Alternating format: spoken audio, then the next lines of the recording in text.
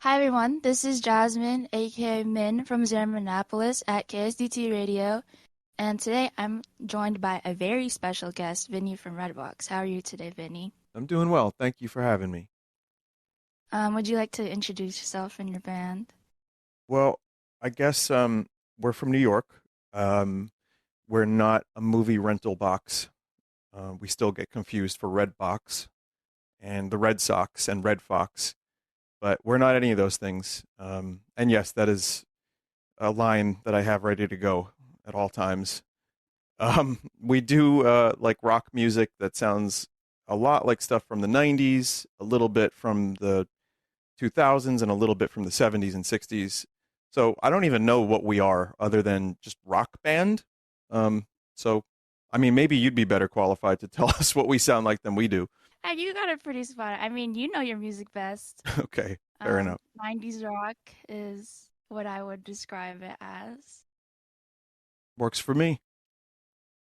All right, thank you for being here, Vinny. I have to Sure. say that Redbox has become like a bit of a household name on our show.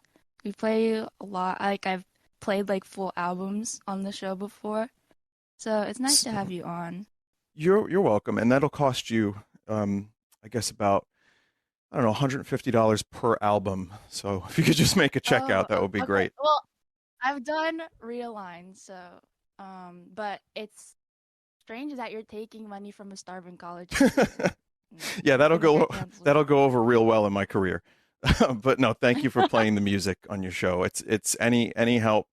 It's so hard to get your stuff noticed, and we're already very fortunate, and we have definitely people that are interested in listen. But even with that, it's still tough to get any real exposure when the music scene has changed so much and how things are promoted. So it's thank you. It's really helpful. Yeah, of course. All right, so you guys just released a new single last week. It's called AV. It's super synth heavy compared to some of your other releases, and it's like most in tune with your last album, Afterthoughts, than anything else in your discography. And you're planning on releasing an album later this year. Is this single representative of what's to expect on the upcoming album? So I think it's kind of hard to describe the sound of the next album because it runs through so many styles. When I think of a band like King Gizzard, I think of each album having its own sound, and they kind of lean very heavily into that sound per album.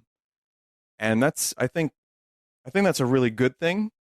And I know we've kind of tried to do that a little bit, but I do think this next album is exploring a lot of different sounds, stuff that we've done before, stuff that we haven't really tried much of. And I think there's going to be something for everyone. Um, I hope so, at least. But I Yeah, also, what I oh sorry. no, no, it's okay. I also do wonder if having that much variety is a positive or a negative. So I guess we'll find out. I do think that a lot of the appeal to your band is that your albums are very diverse. Like you guys don't settle on a specific sound. Well, we do like a lot of other music, outside of the 90s rock. I think everyone in the band kind of has our common spots that we really enjoy. And for most of us, that's Pink Floyd and Radiohead and all that stuff. But then there's, you know, a lot of indie rock, jazz to a degree, classical. There's a lot of stuff that is more electronic heavy, like MGMT. And between all of those influences, and especially me, if I'm writing most of the stuff, and I tend to enjoy trying different things. I like to play music that sounds like 90s rock on the guitar and sing it because it's just fun on stage. But writing is very song dependent. Like if I come up with something and I'm like, oh, this could use a synthesizer, and then eventually it just turns into AV. That's kind of how I go about my process, is let the song dictate what it is. And sometimes we stockpile and put stuff that sounds good together on the same album.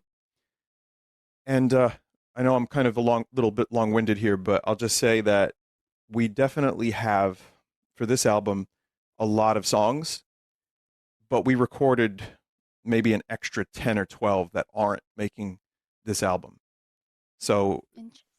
yeah, choosing which ones fit together and fit the theme is kind of interesting, especially considering this album has so much variety.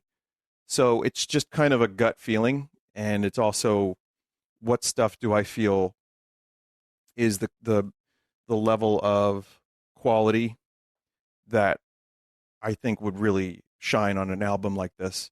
Not to say the other stuff isn't good. I think it's really good, but I'm not sure. I'm not sure it fits on this album.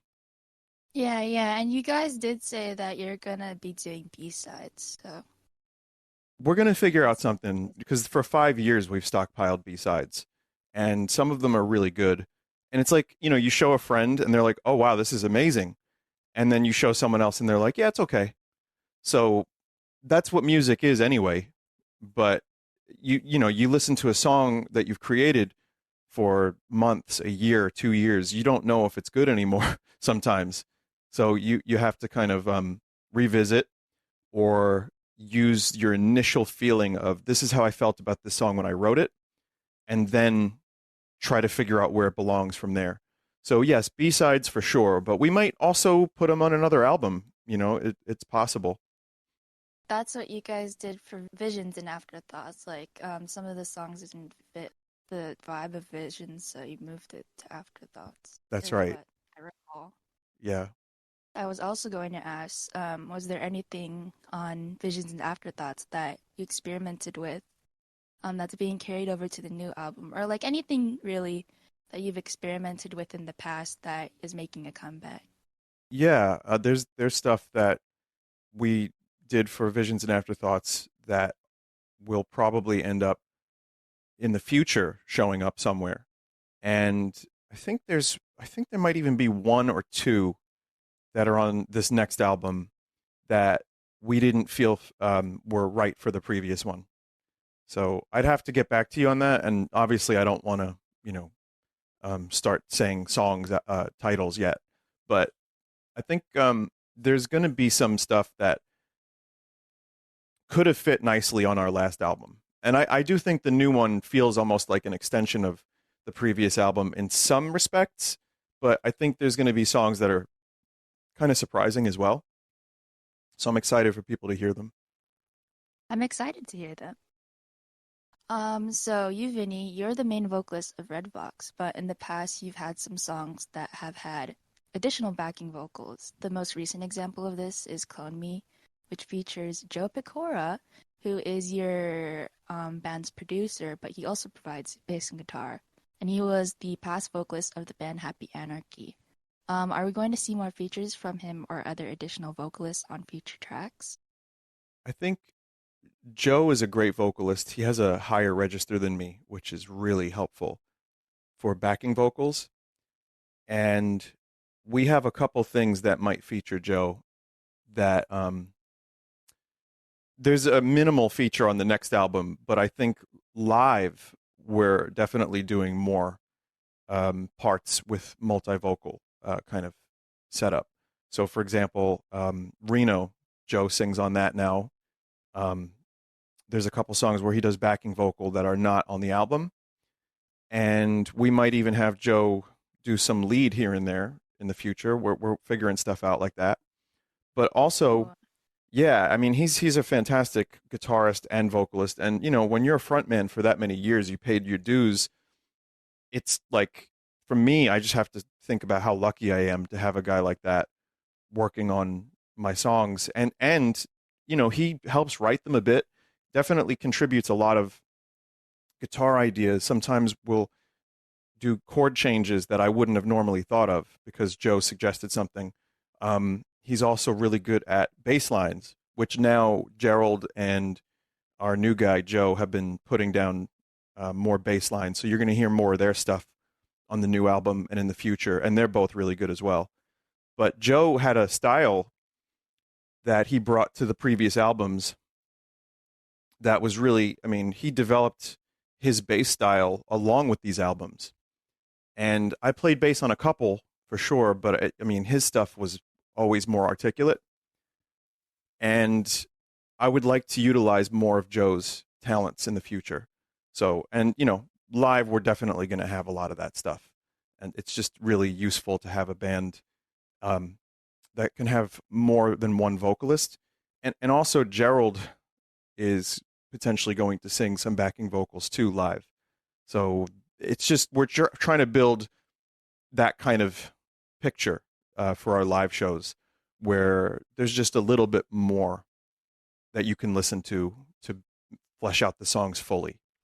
Yeah, and that's nice that you guys are doing more live shows so you get to hear the songs in a different context. I think so. Yeah, I think it's nice. And everybody has the talent and the drive to do live stuff. So, it's just like I said, for me, I'm the least experienced with live shows of the group. So I'm really happy to have those guys kind of make me feel comfortable and to give me pointers here and there. It's really, really lucky of me. Yeah, I think I've scoured the entire internet for old Happy Anarchy live shows. I love Reset so much. It's a great album. Yeah, I love that album. How did you come to meet Joe? And is the music different with his production versus mixing stuff yourself, such as your old Bandcamp projects on Room to Breathe or even your other band, Davies Gray? Yeah, so Davies Gray was produced by another local Staten Island studio, Moon Studios. Henry mixed that album, but we did that super quick. Those were songs we had played for, it was only 7 songs, but we had played them for, God, a year and a half. And then we went in and it was like a several week process. And he was just like, do a live version, play it as live as possible. And then we did overdubs. And then I sang. And it's like, that was the first time I had to sing on an album that wasn't just a little demo. And that was kind of a test for me. But I met Joe through Bill. Bill's a high school friend of mine, and we started playing music together. He's the keyboardist of our band currently. And when in like 2015, me and Mike were like, Mike the drummer, were like, we should play some music again. I talked to Bill and I said, Bill, where could we record a couple tracks, like it's just some songs we have? And he said, oh, definitely go to Joe. And Joe's been running his own studio, Red Room Studios, for like years, probably like 10 years, more than 10 years before I met him. And so I figured that would be great. At the time, he was in another band and maybe even several bands, just kind of always busy, always playing music. But I think in time, because of Red Vox's kind of immediate interest that people had in it, because of my internet subscribers, Joe was kind of interested in putting some effort in. We needed I needed someone to play bass, and he was happy to do it. He's very collaborative.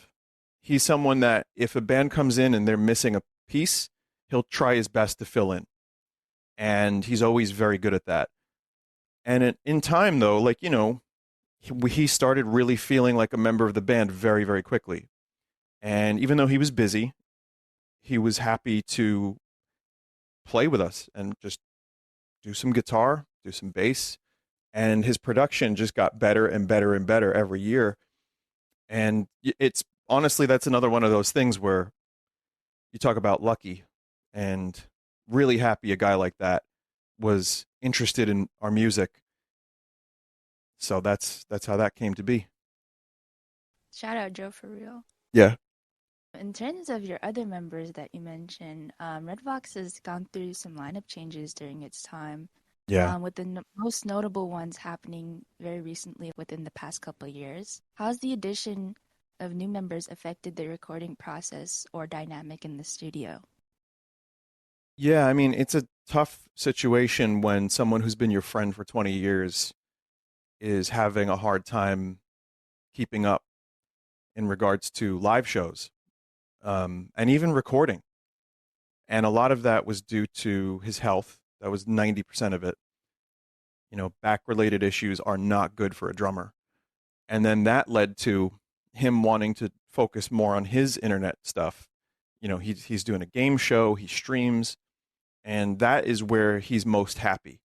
And I feel like the health was keeping him from being as good of a drummer as he wanted to be, and it was just stressing him out. So when we started doing more live shows, some hard conversations were happening. But the good news is he's on a lot of tracks still. So, for example, this album still has like 70% mic tracks, and they sound really good. I think there's a couple that people are going to be very happy with. But in order to finish this album, because again, it's a very heavy thing to leave a band, even if it's temporarily, that you've been a part of for like 10 years, and I've been playing music with Mike for longer than that, even. So it was tough. And I think he needed time to get his health back in shape, if possible. I think he needs time to really be himself and work on his own projects. And he said, just finish the album however you have to.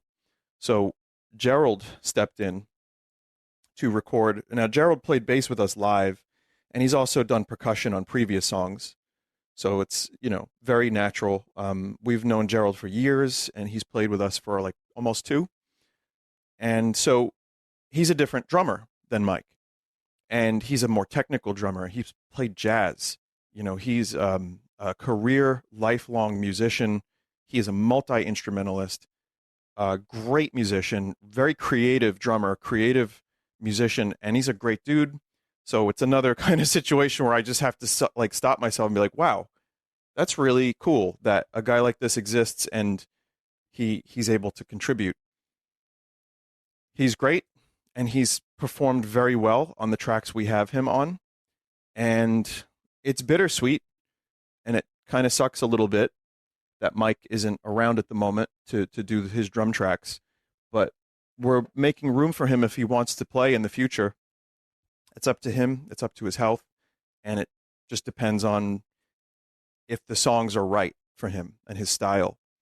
But luckily, Gerald is very versatile, and he's just like, he'll practice the songs, he'll work on them at home, he'll come in with ideas, and then if we need to kind of work in a different direction, he can do that super quick. So it's kind of lucky. It's very, very lucky, and the band feels good. So it's going good. It's going well, as sad as it can be. From what I've seen, Gerald has been really, really good live, but I've also been keeping up with Mike, and it's really good that he's been doing well.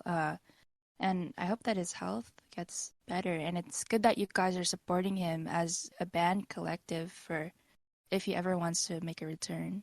Doors always open, and we're happy. He's also very successful right now, and musicians, it's hard to step away, and I think Mike will always continue to play music in some form or another, but things will have to kind of change. The physicality of playing drums, it's just too difficult for people that maybe don't have the best, build for it. And that's the thing that sucks about it. He was practicing in a neck brace, a story he tells a lot. For like 2 years, he was coming in wearing a neck brace to play. So, it's tough. It was very tough, but we're there for him if he needs us. And anytime he wants to play, the doors are open. And so, hopefully he will feel better and be able to come in. Best wishes to Mike. For sure. So you've been playing music for a while since you were a teenager, but how did you actually start to write and record your own music? Or even how did you start getting involved with playing in bands? I think there was a combination of some void in my life and also just ego. You kind of need a little bit of an ego to write songs and to have any kind of thought for a moment that like a song of yours would be good. Because I also struggle with self-doubt, and that ego stuff only goes so far before it really drops you on your head. So when I started writing songs, I was probably about 18, and I had started playing guitar also at 18, but that was me playing guitar for real and not just pretending to play. But I'd always had a keyboard. I always played some notes on the keyboard, and I've always been interested in music. It was like kind of discovering classic rock that made me want to write my own songs. Once you learn a couple chords on guitar, and you can put them together, it's kind of fun and it becomes addictive to just come up with ideas. But I mean, it took me years to write a good song. What I thought was good when I was 18, I look back and I'm like, that wasn't that great. But the funny thing about that is, and here's something interesting that I can give as a kind of piece of info for the next album. There's a song on the next album that is 20 years old. It was written when I was 19. Granted, we dropped the key a semitone. I wrote a whole new vocal melody, and the band turns it into something different. But fitting the theme of the album, this song actually fits really nicely, with the other songs. But it's interesting because I just showed the guys this old demo I found of the song. I was like, wow, this is pretty good. Let me show them. And they liked it enough. We jammed on it and we came up with something that was kind of good. And so we put it on the album. And it's like you can record a song, but will it make the album? And it did. So people will hear that in whenever this album comes out. So I think writing songs is just about stumbling upon ideas and being open enough to kind of hear them, whether you're playing or in my case sometimes like in dreams or like you know when I'm driving even. And it becomes a thing, like a passion. Like I'll wake up from sleep, go pick up a guitar and play some melody I'm hearing in my dream, even if I'm dead tired. But it's worth it. It's definitely been worth it in the past. So I think that just comes from doing it. You got to write some crappy songs, and then eventually you write some decent ones, and then maybe if you're lucky, you write a good song or two. Yeah, the thing with mu music is like you're always changing, like taste is always changing, but you're also always improving. So, It's true. what part of creating music or writing music is the most rewarding for you? I think there's a couple moments that are very rewarding, which is when I first stumble on a vocal melody or a top line melody for chords or a bass line, and I say to myself, hey, that's pretty good. That is very, very rewarding, especially if that gets stuck in my head for a couple of weeks. And while it's in my head, that's when I work on the rest of it, the arrangement, the lyrics. So I really like that moment. Um, I like bringing it into the studio and seeing genuine interest from Joe and then also the other guys. And the final moment that's really rewarding is hearing a fully mixed, complete version. So releasing the stuff is good too, but it's weirdly not, I've found it's not as good for me as initially discovering a song and getting excited about it. That's the part that's very addictive. As I've heard it described, actually, Omar Rodriguez Lopez said this. He described it as once you release a song, it's not yours anymore. It belongs to the people who listen to it. So once you finish, like you actually complete a song, it's like you're completing your own project, but the part of actually releasing it is sharing it with everyone. Would you say like that's why it's not as fulfilling? It's still fulfilling, but I think by the time you release it, you've heard it so many times. Oh, And yeah. I agree with Omar. And I think that, yeah, releasing something, you do end up giving it to the world. Even if the world is 10 people, that's still, that's still kind of now them. And that's good. I think that's why we do it. And there are definitely musicians I've heard say they create music for themselves only.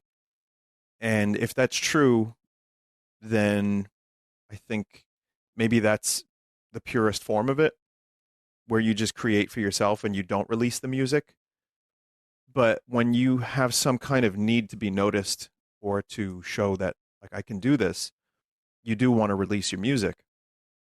Or if you're more altruistic, you release it because you want to give it to people and say, "Hey, when I was going through a hard time, this song helped me. Maybe it can help you." And that's the part you don't usually say out loud because it feels too heavy or lofty for just writing some music on a guitar or a keyboard.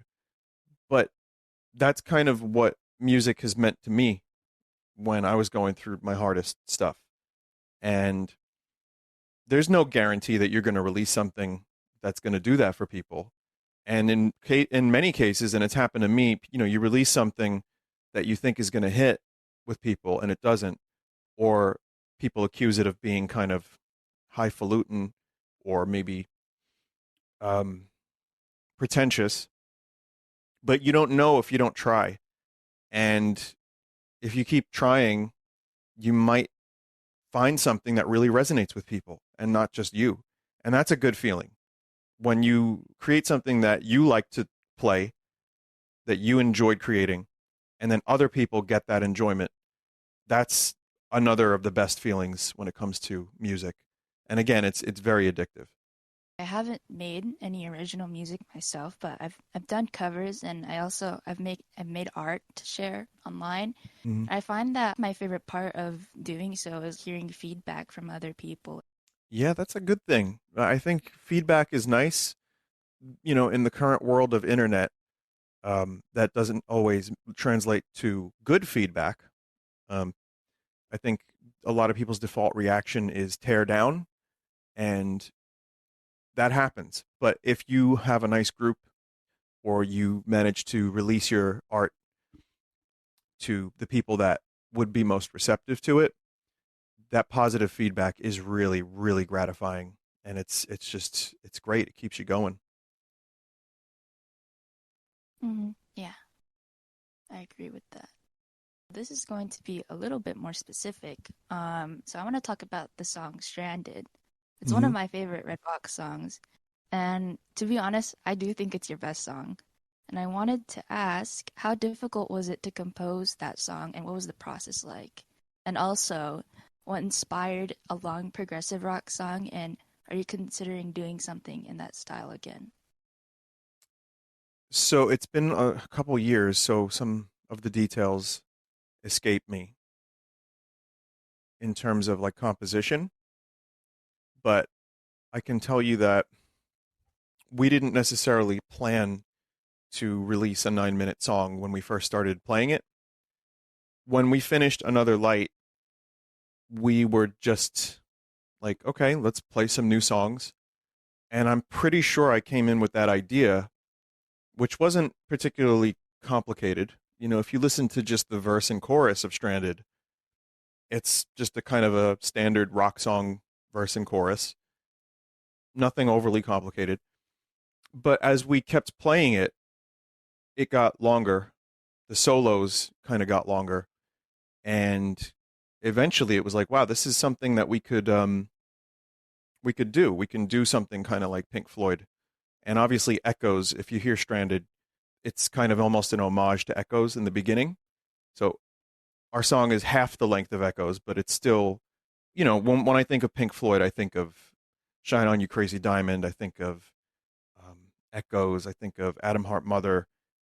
And I think of like stuff that is basically a lot of free form jamming. But that song ended up becoming that, and I don't remember exactly how, but as the song progressed, I guess I like sci-fi, and I think as I was writing the lyrics, especially the chorus, that sounded like someone kind of calling out for like, you know, why is this happening, or you know, if you're there, listen to me. And the story kind of formed in my head of the stranded concept, and I think it worked out. But yeah, in terms of the exact details, they're too fuzzy to remember specifics. But it did take like 4 months to record. So that was, and when I say 4 months, it's not like every day. It's like 2 days a week. and not recording the entire thing, but like recording, mixing, arrangement stuff, vocals. So it was a 4 month process from start to finish.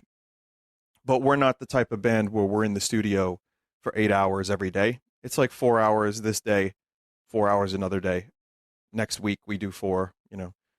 So yeah, it worked out nicely. I'm glad you like it.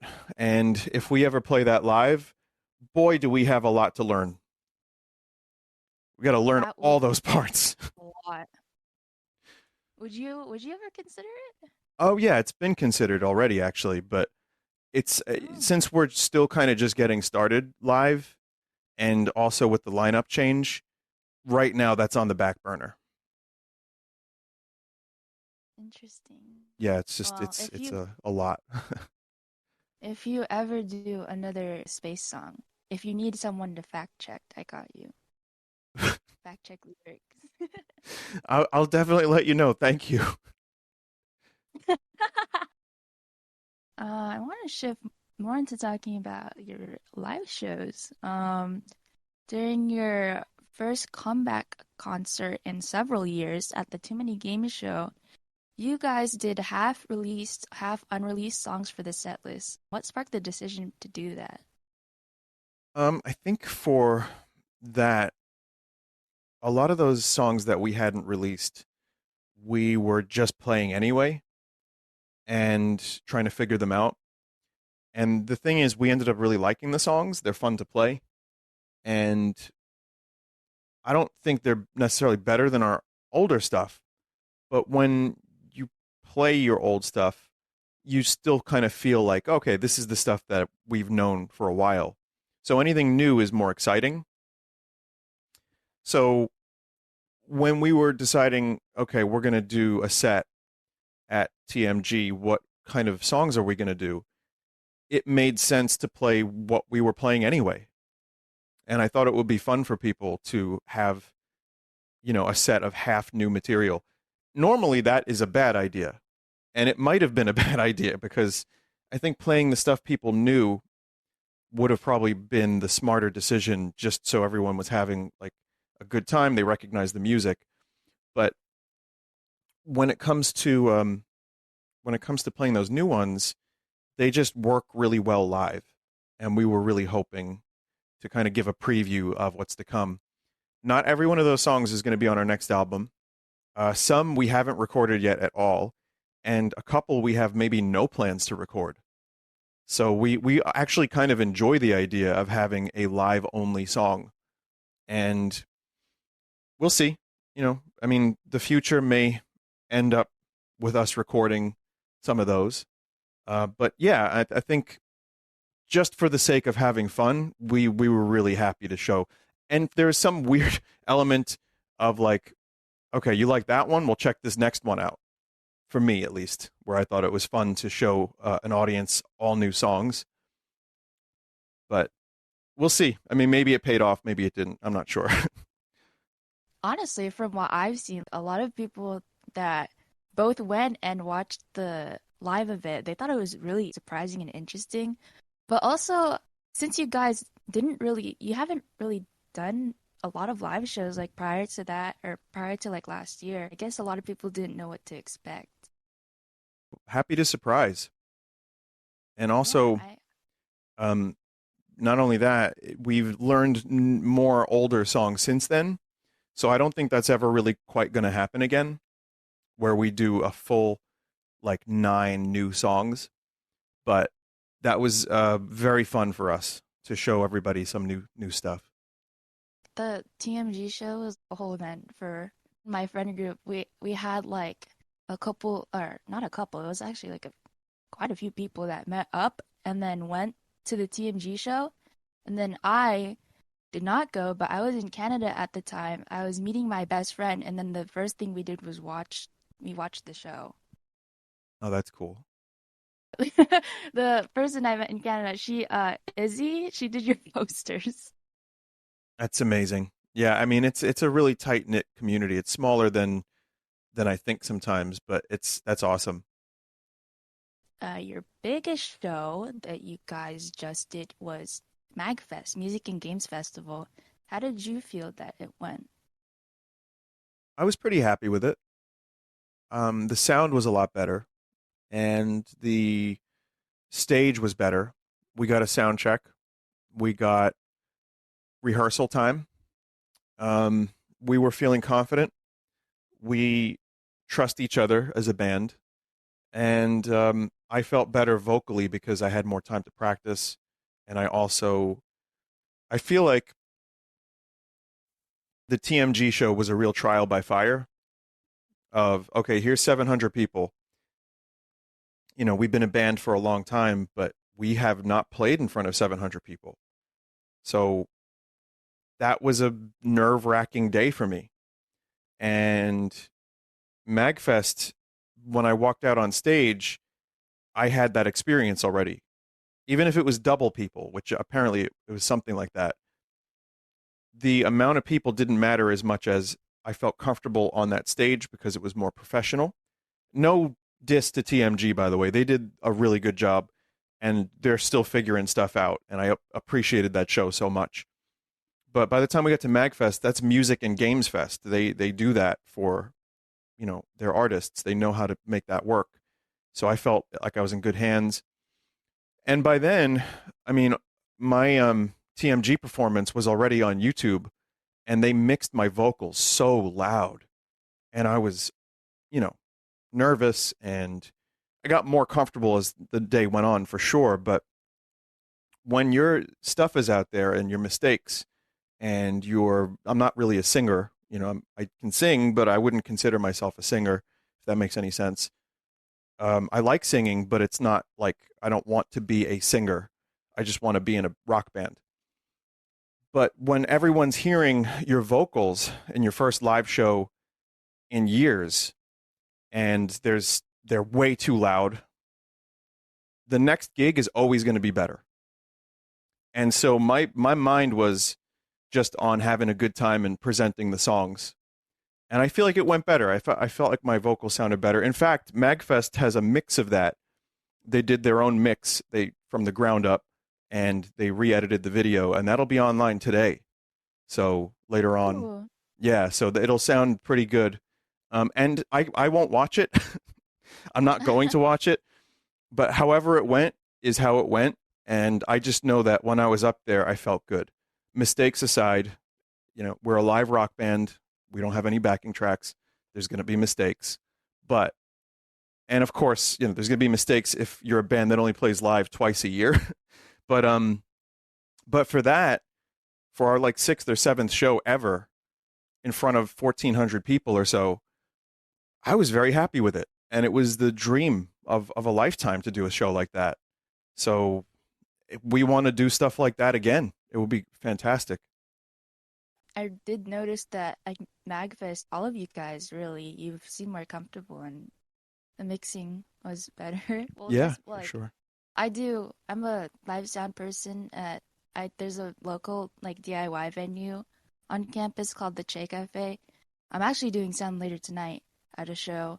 But as someone who does live sound, I did notice a huge difference between the two. Yeah. Well, that's awesome for you. Continue doing stuff like that because that's fun. But we were very happy that we got a sound check and that we had people who had a lot of experience doing that kind of show before. So yeah, that was great. I'm really happy with it. I think we could do even better than that. I think if we had, say, 4 shows in a row, that last show would be pretty good. So, for a band of people in in their late 30s or so, who don't play a lot of live music anymore, it worked out pretty good. Yeah, I'd like to do that again. I really enjoy seeing you guys' live shows. Thank you. If you guys ever do a tour, I know that's not really your stuff.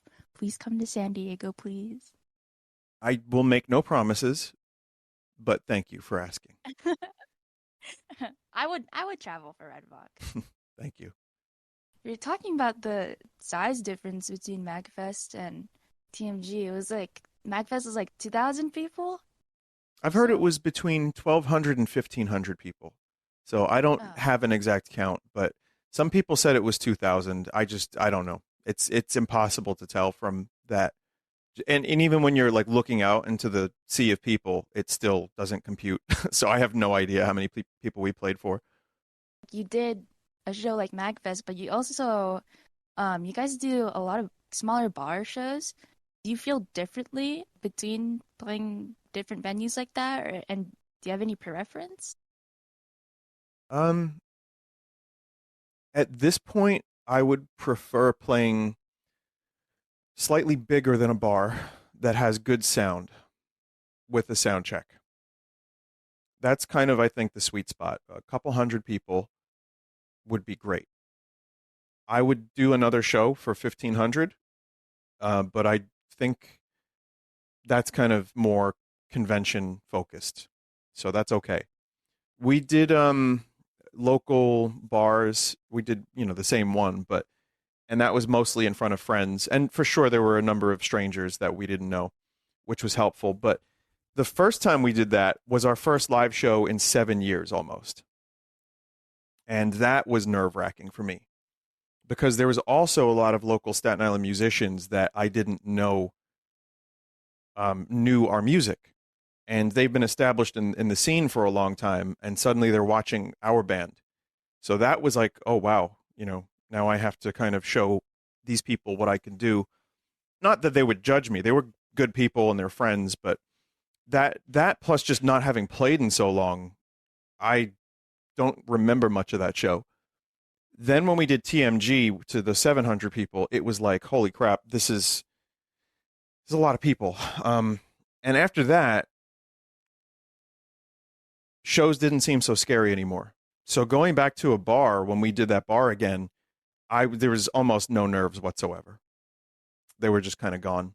And it was like, well, I know the songs and we'll just do the songs and have fun.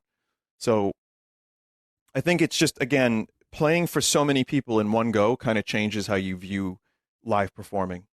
And that's kind of where I'm at still.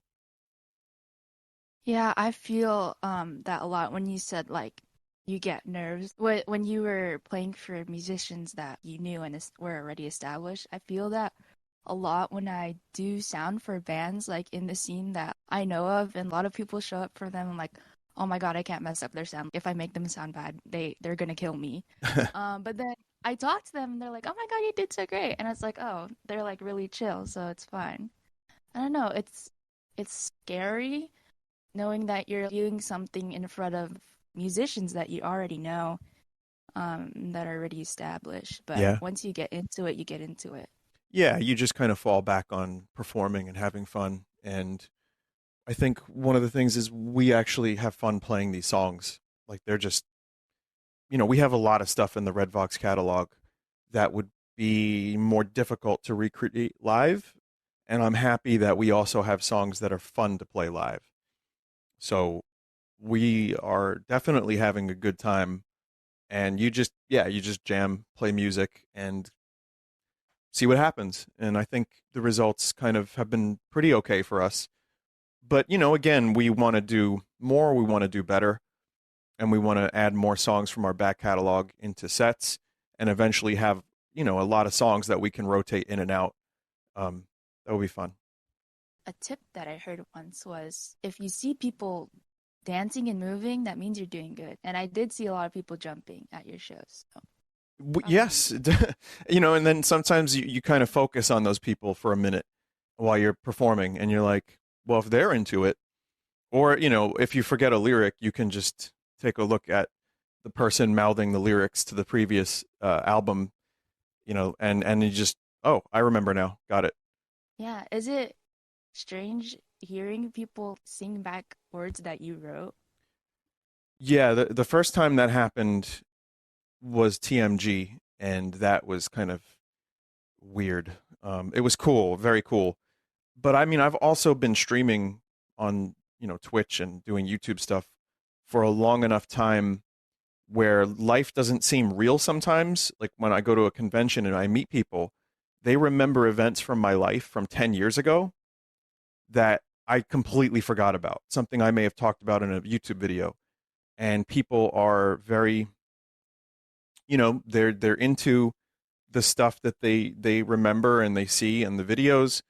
So in a way, while hearing someone sing In the Garden back to me, and multiple people sing it, was a surreal kind of crazy experience. At my current age and with stuff I've experienced before, it wasn't something that kind of blew me away and I couldn't recover for like a week. It was just like, holy crap, is this real? And then just get on and sing the song. I mean, especially if you go to a lot of concerts, and I do go to as many concerts as I can, and you see the whole audience singing along to that well-known song. That's kind of crazy. Now here's the thing: do not sing along to Wonderwall. That's the one faux pas. You cannot sing to Wonderwall, even if it's Oasis playing it. That's a bad thing, and I know that because the internet told me.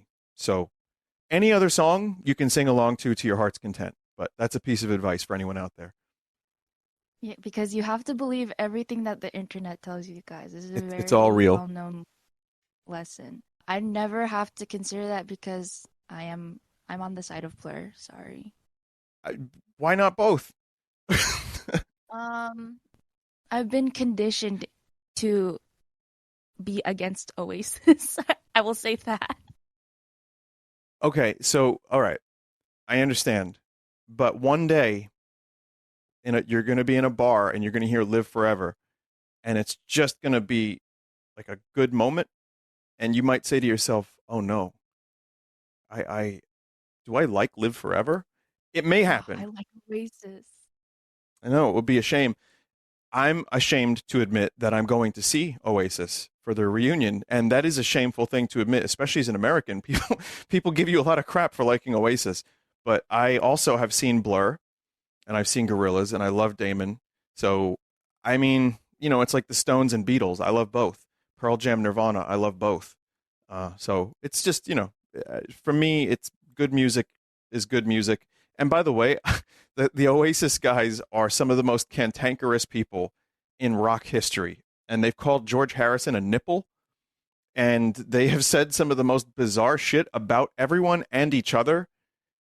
However, when I hear Supersonic or Live Forever, I know that it makes me feel a certain way. And I think that's good.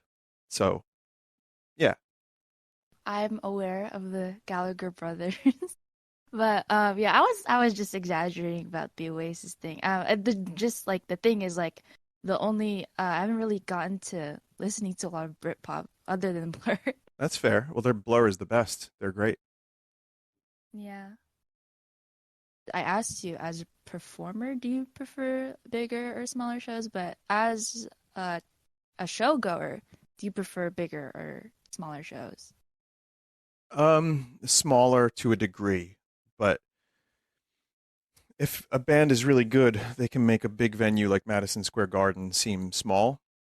The phrase "shrink the room" comes to mind, and I've been to shows that were like that. And weirdly, McCartney was one of them.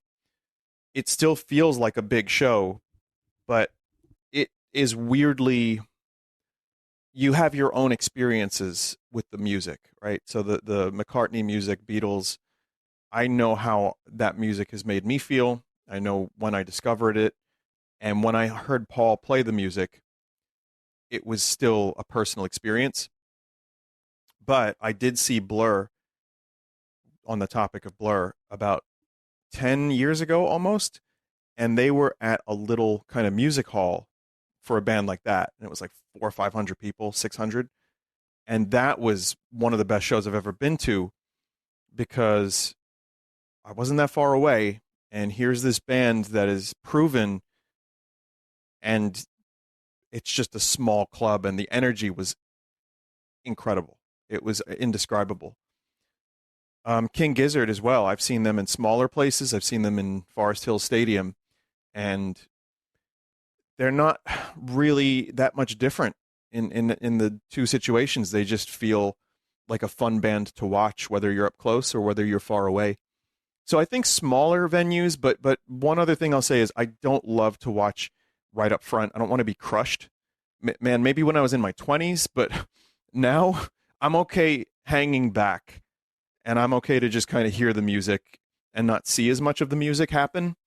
It's fine. I just don't need to be crowded or crushed. And that's very old man of me, but so be it. Yeah, with like the music that I listen to, if you're at the front, you're gonna get your ass beat. I told you how I saw Thursday in Silverstein, and I got in the pit, or like I was like near the pit since I was near barricade, and I got kicked in the face and my glasses broke. But you know what? It Mm, was really worth it because yeah. I really did like being like super up close, but it was a lot. Yeah, super up close because it can be fun. And I've seen a couple bands like the Pixies right up front, but also I'm just happy to be a part of an experience, even if it's further back. Yeah, I that's why I guess I prefer smaller shows as well, but like well, because with the smaller shows that I do, I'm usually like in the sound booth, but at the shows that I actually do go to, they're small but not that small, but it does feel really intimate, and I find that the artists that I've been to, they do a lot of crowd interaction, so that was really That's cool. It good. was like seeing your idols like up close and personal. It's like wow, they're real, Yeah. but Yeah, and they're just they're people also just and guys. they eat and they pee as well.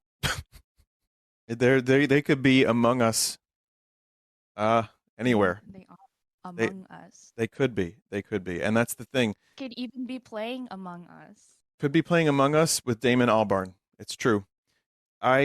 People sometimes for me they kind of at conventions, I've had the experience now a couple times and it almost doesn't make any sense to me because it's just me and I'm like, okay, this is weird, but some people have been very, very nervous. Some people have cried, and they tell me how much the music or even my streams, which are very silly, but they tell me how much it means to them, and I have to remind myself that this is a weird thing because in the 70s, let's say, just as an example, if you were famous, you were famous, and you would have a hard time like walking around in the real world. Now you can be famous in a building with like 20,000 people in that particular building. But then for me, in my case, I could walk around Manhattan for 3 hours and maybe one person would recognize me. And that's happened before. It's always really cool, but it's not, it's such a weird, fragmented, compartmentalized experience that, you go through life and people treat you exactly the same. But then in very certain circumstances, people treat me like I've written Stairway to Heaven. And that's a hard thing to wrap my head around. And I don't know if I've fully handled it or adjusted to it particularly perfectly. I know I haven't. And it's just still kind of a mind fuck. You could bleep that. But I feel Nah, it's fine. You can curse on the radio. okay. I'll say more curses. Okay. I definitely feel like I'm still working that out. And um, when I've met people in, for example, the YouTube space that I really respect and have watched myself, over the years, and they're just people. They're just like, you talk to them, they go through their own stuff. It kind of dispels the myth a little bit. But then I think about like the people that I listened to when I was younger, like someone like David Gilmour from Pink Floyd is like a legend to me. But when you see his interviews, he's just very soft spoken. He's very family oriented. Seems like a nice dad, grandfather, and that's it. But yeah, it's a Yeah. weird world we live in when it comes to fame these days. It's really interesting to hear that from like an artist perspective because I mean I'm not famous, but yeah, it's really weird how people I guess view other people. I've gotten a lot more grounded now that I've started going to shows. I only started going to concerts in 2023. But seeing people in real life, I don't know, it's very I guess a humbling experience because it's like wow, they're just like people. When I met Yeah. Jeff Rickley from Thursday, he was very soft spoken, and I was like, oh my God, wow, this is the dude that I hear scream Hmm. on my CDs. Yeah. Yeah. It's weird. It is still very weird. Do you have stories from past shows before Redbox, like performing for Davies Gray or such? Um, for historical purposes, I understand why you would ask that, but they were just bar shows. We didn't really um we played a couple covers. I can tell you we played some of the stuff that you heard on that album. There were more Davies Gray songs that have never been recorded, by the way. We had like another four or five that were live only, and some that didn't even fully have lyrics, so I'd make them up each time.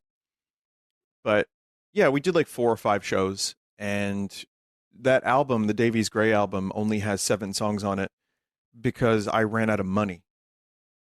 And if we could have kept going, I would have recorded at least another three or four.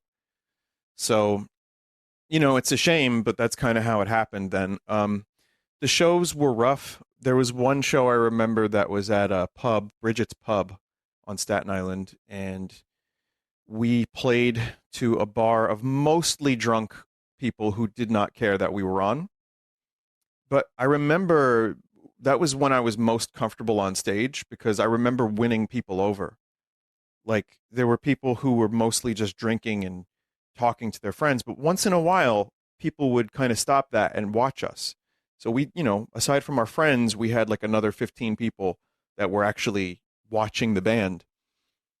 So that was a cool experience, and that kind of thing. I've heard other artists say that it's like you just try to win over that one person who's on their phone or who doesn't seem like they care. But it is kind of useful. It helps you play better. We covered "The Seeker" by The Who. We covered "Another Brick in the Wall" by Pink Floyd. We covered "On a Plane" by Nirvana and "Hash Pipe" by Weezer. And I mean, we were just, we were so like, oh, classic rock is the only rock at that time. But obviously, there's so much stuff out there, and I've listened to so much more since then. But those were fun songs to play, and when we played them, people did pay attention. So we didn't want to be a cover band, but it was fun to cover a couple songs. And that's yeah, that's about all I can remember. Other than I played my Les Paul, which was very heavy, and my shoulder hurt after playing. Yeah, I've always wanted to be in a band, but prior to this year, I was like, I only want to do covers. But once I actually started doing my internship right now, I had to help write music, and I was like, oh, this is actually pretty fun. Yeah, I have seen the Pink Floyd cover on YouTube, the very, very old one. it has the worst sound quality of all time. It sounds like you're getting microwaved, but Yeah. despite that, I do think it's good. It's surprisingly good for how crusty it is. I do have other stuff that we recorded in Mike's basement that was like just one room microphone. And it sounds terrible. And I'm flat, I'm sharp, my guitar is probably out of tune for a bunch of it. But I do have a couple of Davies Gray things that we did, and I don't know if there would be any interest in the future. Not anytime soon, but maybe one day I'll dig through and find a couple. And some of those songs that we never recorded, I'll just put online and say, hey, here's a shitty old song that you might enjoy. So For last year, you guys didn't really do, I mentioned this earlier, but you guys didn't do a lot of live shows. Was it difficult to get back into preparing for them? yes, and it made me kind of lazy because I was like, man, now I have to do extra work. But I feel like it was worth it. And I know the guys wanted to play live. And the end result of playing live is it's better for the band. It helps grow the band. I will say that when I'm on stage, it's more about the songs than it is me. That may be tough for people to believe because when you see an artist, it does feel very self serving in a lot of cases. And it can be self serving, but also it could be about presenting the songs. When I think of a guy like Neil Young, I think he's genuinely on stage because he loves to play and because he believes in the music and he wants to play the songs so that people can enjoy those and not him necessarily. I like that. I think I want to be that. And it's been worth it. But I mean, one of the main reasons it was tough to play is some of the band members had kids and, they were busy for a little while. And then the pandemic happened when we were thinking of doing some shows.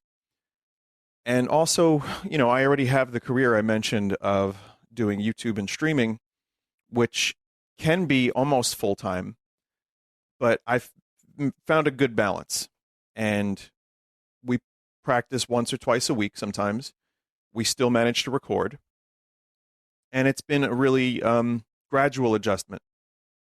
And now that I have those experiences and I know the songs, we have to practice less to get back to where we feel comfortable with them. So totally worthwhile. And I was being lazy, but I'm glad we did it.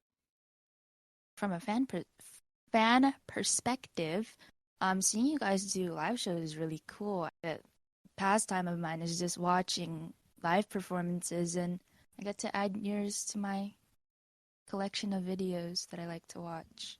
Great. Well, hopefully the one today will be mixed good enough that it'll sound kind of professional. I think Magfest did a really good job with the mixing and the video. So yeah, I hope you enjoy it. I'll probably watch it before my show today. Cool. All right, so this is going to be our final question. What made the band want to start doing more shows more often, and what do you enjoy most about doing live performances? I think the decision was Joe kind of always wanted to do shows because he fronted a band for so long and it's fun. It is really fun and it feels gratifying to work hard, do a show, and then go for dinner after or something. It's just really like worthwhile. It's a worthwhile thing to do, and we ultimately decided that it would be good for the band because we've released got 6 albums and other stuff as well. Well, 5 albums technically, but and some EPs and stuff. And the thing about that is that's been good and it's gotten out there a little bit because of algorithmic stuff and people sharing it, and we're really grateful. But to go to the next level, and we're not talking about being super famous, touring the world, but just to be able to kind of experience what it's like when a group of people sees your music live, we thought this would be a good thing to do. And also, since MagFest and TMG, we've had more opportunities. The music has actually, through word of mouth, gotten out there a little bit more. New people have had a chance to listen to it. Our MagFest show went really well, and they told us that we were one of the most viewed shows online, as well as one of the most attended shows, especially for that time slot. We played early, and the interest was very high, and there was buzz around that show. So, as someone who really is proud of his songwriting, I want to get it out there, and I think doing live shows is a way to kind of do that, as well as have fun and actually see the results of your hard work and see people enjoying your music and singing those lyrics back at you. There's no other feeling like that.